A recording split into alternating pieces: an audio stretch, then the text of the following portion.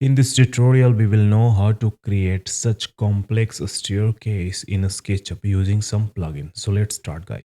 First, we have to draw a rectangle, and here we need to push pull in backward direction. So press P and push at the width of 12 feet, and here I am drawing a line just like that and using arc line like that. Okay, delete the extra face.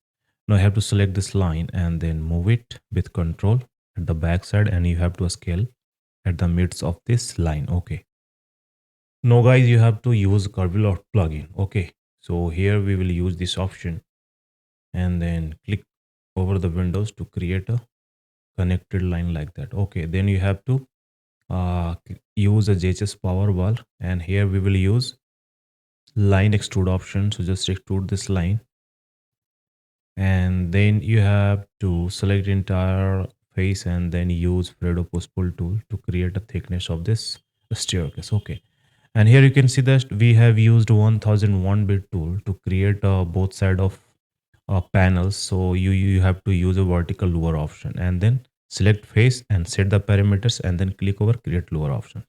So guys, if you really like my video, please share, subscribe, like, and see you next tutorial, guys. Thank you.